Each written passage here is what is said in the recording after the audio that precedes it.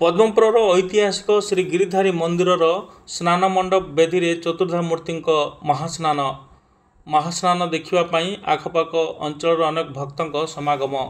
आज हूँ पवित्र ज्येष्ठ पूर्णिमा बा देवस्नान पूर्णिमा। एथिपाई भक्तों प्रबल भिड़ देखा मिलता।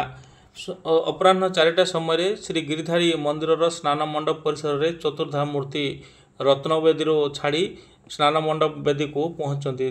धाड़ी पहड़ी में एठार सेवायत एवं समस्त भक्तों सांगरे चतुर्धा मूर्ति पहुँची स्नान मंडप को। स्नान मंडप रे चतुर्धा मूर्ति को धाड़ी पहड़ी अणा जाइथिला एवं महास्नान दिव्य स्नान करा। संपूर्ण स्नान करा जिवा परे सुगंधित जल रे एठारे निकट कूपरू एठारे पानी अणा जाई एठारे पूजा अर्चना कराइथिला एवं स्नान मध्य कराइथिला। एई दिव्य स्नान देखिबापई आखपाख अंचल अनेक भक्तों महिला एवं पुरुष भक्तों समागम होइतिला। कीर्तन प्रेमी माने उपस्थित रहिथिले। तबे सकाळु नीति नियम अनुसार रीतिनीति अनुसार पूजा अर्चना होइतिला एवं अपराह्न समय रे चतुर्धा मूर्ति दिव्य स्नान हैला परे वर्तमान स्नान मंडप रे दर्शन देउचंती। अपराह्न 6टा समय रे स्नान मंडप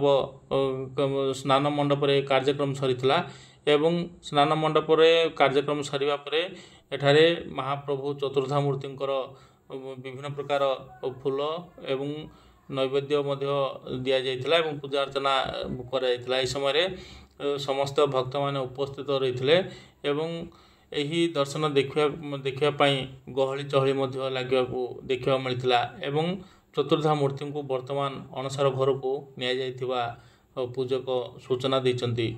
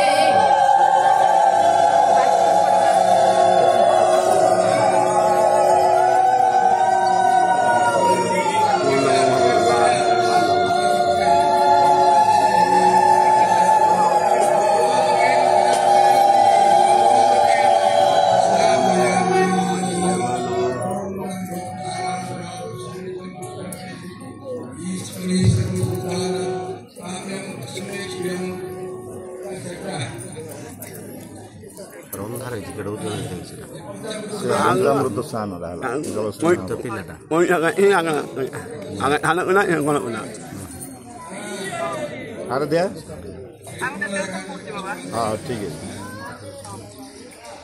है देखे